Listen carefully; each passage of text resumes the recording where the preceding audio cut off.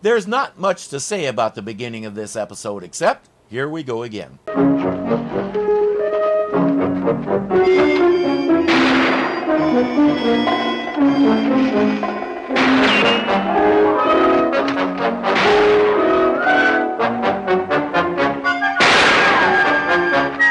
Based on what they've said in the past, I think this is a public park.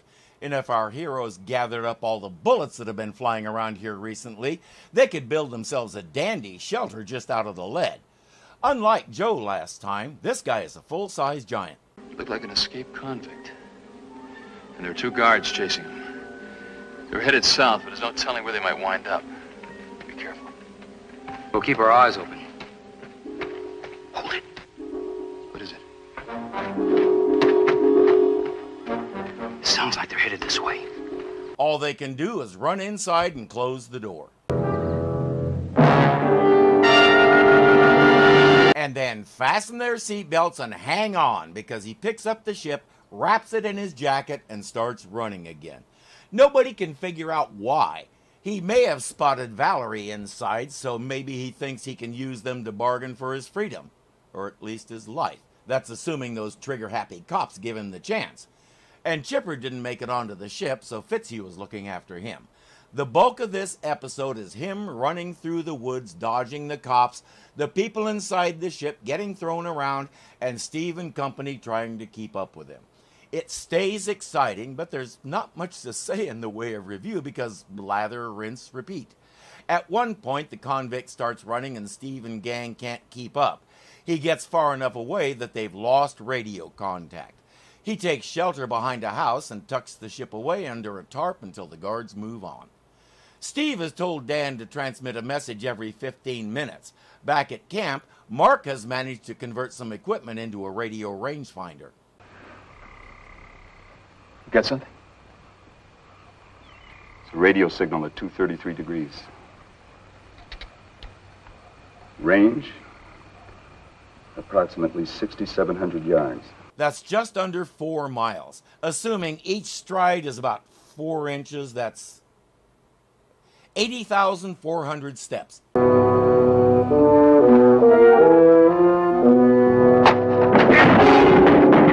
It's a good idea to have both of your feet going the same direction. When one goes northeast and the other goes southwest, that happens.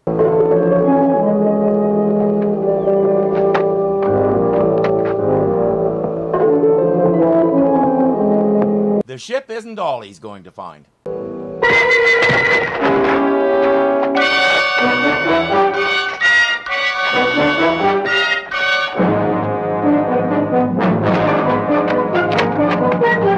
The convict comes out on top, whereupon the homeowner runs away yelling for the police.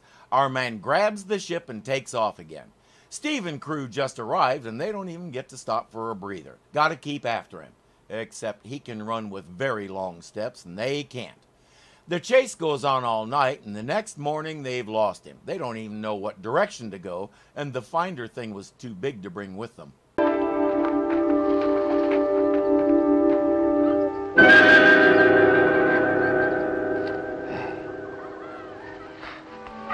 Maybe Chipper can help us. They forgot Fitzhugh was carrying a finder thing. Chipper takes off after Barry's scent. At least he won't have to track it very far.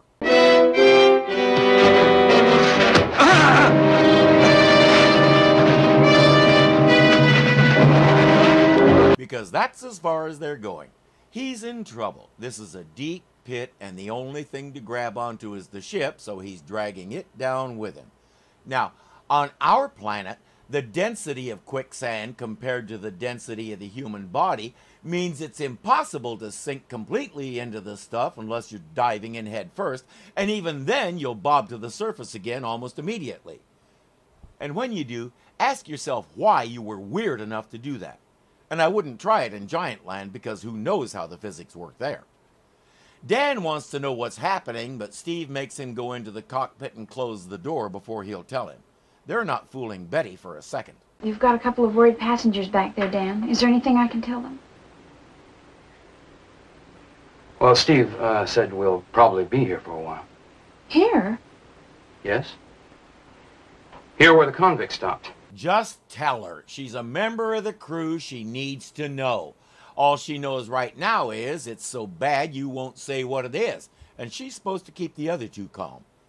This is Steve's call. He doesn't want to panic them, but he's had some time to get to know both Barry and Valerie, to say nothing of Betty.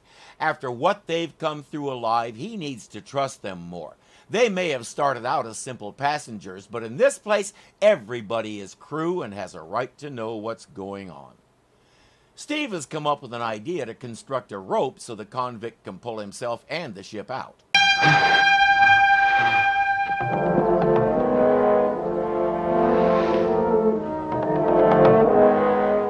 Give me your shirt! What do you want me to do? We need your shirt. They tear his shirt into strips and tie them together. When they're done, they secure one end to a nearby tree and toss him the other end. While that's happening, Dan is leveling with the rest of the group. The giant carried us into some sort of quicksand. Is that why he closed the door? So we couldn't hear Steve? That's right, Barry. The time has come for you to know. They're making a rope so the giant can pull himself out. And he'll pull us out with it. The giant has the rope and he's ready to pull himself out.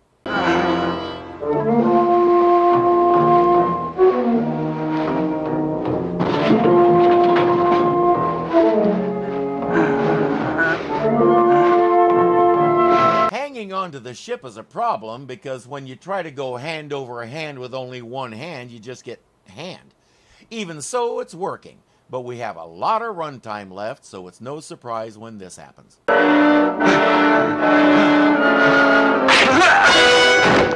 It broke! Now he's sinking even deeper than before, and he has the ship completely submerged. Good thing it's watertight.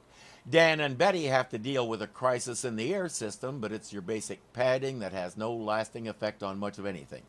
The convict is so panicked he can't even hear Steve and the others telling him to let go of the ship. Time for drastic measures.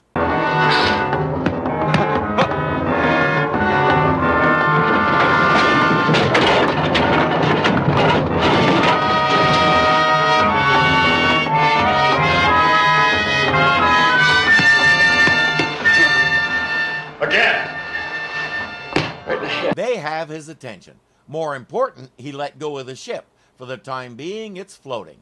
And the thing about quicksand is, it'll solidify under them and stay that way until something agitates it. As long as the ship doesn't shift or something, it'll stay on the surface. It's weird stuff. And clearly, Dan doesn't know that. While you're out looking for rope, what happens to the ship?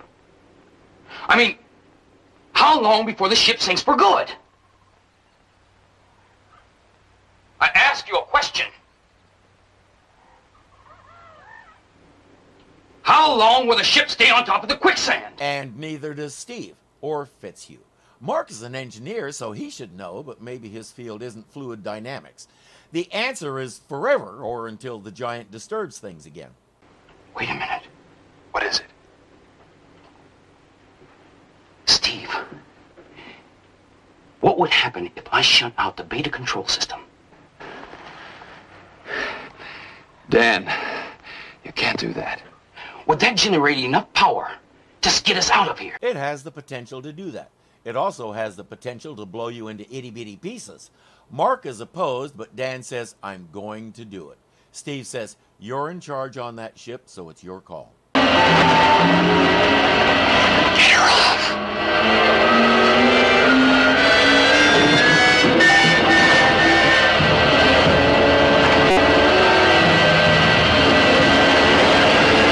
Everybody thought he was trying to stop them. He was pulling the jacket off so Dan can see where he's going. It was a nice gesture, but Dan wasn't looking out the port. He was squinting his eyes and probably praying. You can't blame him. That was just about the craziest thing Mark has ever seen. Not to be outdone by his co-pilot, Steve is coming up with something even crazier. Tie the rope to the ship. From there, it's close enough to reach our friend. That ship won't move an inch. I'll just use the beta system power to offset the weight of the giant as he pulls himself out. Mark has checked the ship over, and it's possible but not advisable, as if that ever stopped Steve. He says there are two options: he gets out or he drowns.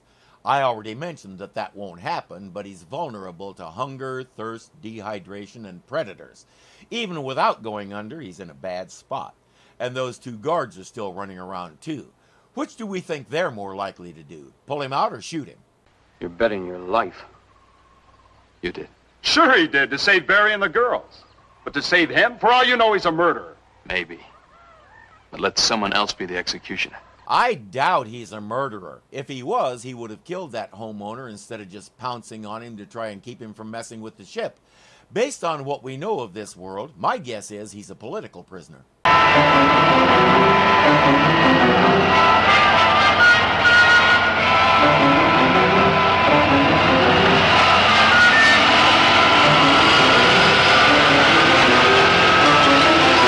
The ship exploded just as the convict got out of the pit. From that day on, he became the group's leader and protector. He relocated them to a remote island, and everyone, including the convict, lived out their lives in peace. Steve, he made it. He's out. They can hear the guards coming, so everybody runs to hide. But without warning, the convict starts picking them up and putting them in the ship. Once he has Valerie, Barry, Chipper, and Betty inside, he picks up the ship and starts running from the guards again. They'll all spend some time ranting about the ungrateful wretch who still intends to trade them to the authorities even after all they've done for him.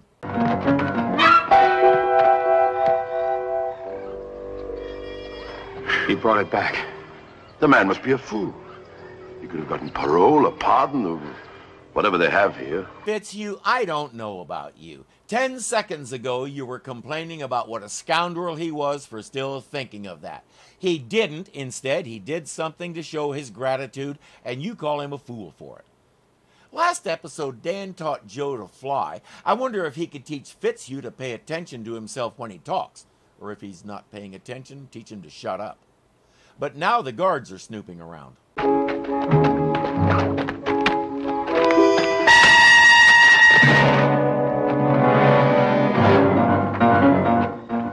least he's putting up a good fight.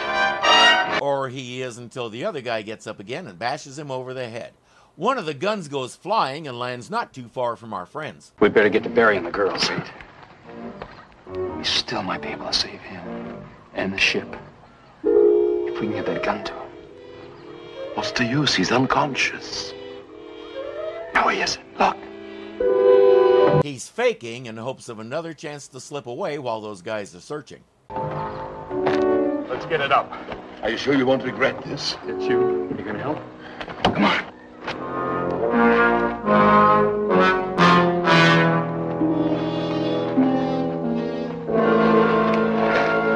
As quick as it's within reach, he grabs it, tucks it under him, and fakes unconsciousness again.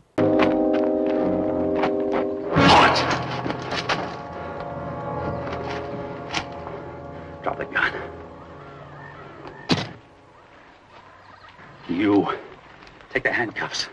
Handcuff yourself together. He takes the keys and says, "Go away." They're remarkably obedient all of a sudden. We're all right now. Thank you. Thank you. Good luck. We never did find out what he was incarcerated for, but it doesn't matter. In the end, he did the right thing by our friends and by the guards. Well, he did as much as he could for our friends. If he had really done right by them, he would have washed the ship before he put it back, because quicksand has one other distinctive feature. It stinks. Hey, thanks for watching. If you like what you see, please click the thumbs up. It really does help the channel. If you're not subscribed yet, the button looks something like this. So click it and join our little family. There's a bell there that may or may not actually work to give you notifications when we post something, but it can't hurt to click it just in case. You can also join our Patreon for as little as $2 a month and help me keep expanding and improving the channel.